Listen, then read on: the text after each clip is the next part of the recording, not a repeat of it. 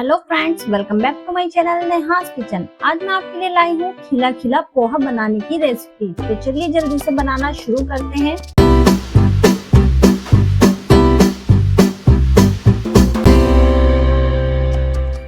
यहाँ हमें लेना है स्टेनर इस तरह से। अब हम इसके ऊपर पोहा डालेंगे। यहाँ मैंने 1 कप पोहा लिया है। अब हम इसके ऊपर पानी डालकर वॉश कर लेंगे। यहाँ हमें हाथ नहीं लगाना है, हाथ लगाएंगे तो ये पोहा टूट जाता है। अब हम पोहे को हल्के हाथों से चम्मच से इस तरह फैला देंगे और अब हमें पोहे को ऐसे ही 5 मिनट के लिए रखे रहने देना है। ऐसा करने से पोहा खिला खिला बनेगा। अब हम लेंगे एक पैन, इसमें डालेंगे 1 टेबल स्पून ऑयल। ऑयल को गर्म होने देंगे। अब हम इसमें डालेंगे 1 सूखी लाल मिर्च और ½ टी स्पून डालेंगे सरसों। यहाँ आप राई भी ले सकते हैं। हल्का सा क्रैकल होने देंगे सरसों को। अब हम डालेंगे 1 मीडियम साइज की चॉप की हुई प्याज। प्याज को हमें तब तक पकाना है जब तक इसका मॉइस्चर खत्म ना हो जाए। अगर आप प्याज नहीं खाते हैं तो इस जगह पर प्याज को स्किप कर दीजिएगा। जो बाकी के इंग्रेडिएंट है सेम ऐसे ही डालिएगा। अब हम डालेंगे 1 टीस्पून हरी मिर्च, 1/4 टीस्पून डालेंगे हल्दी पाउडर। अच्छी तरह से मिक्स कर लेंगे।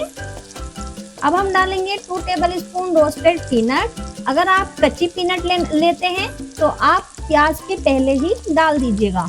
अब हम इसमें डालेंगे 2 टेबल स्पून मटर। यहाँ पर आप कोई सी भी वेजेस डाल सकते हैं, जैसे बीन्स, गाजर, मटर। इन सबको भी अच्छे से मिक्स कर लेंगे। वेजेस को पकने में टाइम लगता है, इसलिए हमने यहाँ मटर को उबाल कर डाला है। टेस्ट के अकॉर्डिंग डालेंगे नमक और वेजेस के साथ मिक्स कर लेंगे। ये देखिए वेजेस भी पक गई हैं। अब हम डालेंगे 2 टेबल स्पून टमाटर चॉप किया हुआ और हम डालेंगे पोहा जो हमने ड्राई होने के लिए 5 मिनट के लिए रखा था। और बिल्कुल हल्के हाथों से हमें मिक्स करना है, क्योंकि पानी में जब हम वॉश करते हैं पोहे को वो बहुत ज्यादा सॉफ्ट हो जाता है। इसलिए देखिए इस तरह से हल्के हाथों से मिक्स करना है पोहे को। तो आराम से मिक्स करेंगे पोहे को तो वो टूटेगा भी नहीं और बहुत ज्यादा सॉफ्ट और खिला खिला भी बनेगा। गैस की फ्लेम इस टाइम आपको मीडियम ही रखनी है ताकि पोहा अच्छे से गर्म हो जाए। और लास्ट में हम डालेंगे थोड़ा सा नींबू का रस और इसके बाद हम गैस की फ्लेम ऑफ कर देंगे। और अब हम नींबू के रस को पोहे के साथ मिक्स कर लेंगे अच्छे से।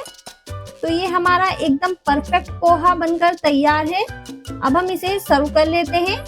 आप देख पा रहे होंगे एक एक दाना कितना खिला खिला बना है। इसी तरह से आप ये पोहा बनाइएगा और मुझे जरूर बताइएगा कैसा बना आपका पोहा। और अगर आपको हमारी रेसिपी पसंद आई है तो शेयर करिएगा, ज्यादा से ज्यादा लाइक करिएगा और सब्सक्राइब करना मत भूलिएगा। मिलते हैं नेक्स्ट रेसिपी के साथ। जब तक के लिए गुड बाय। अपना ख्याल रखिएगा।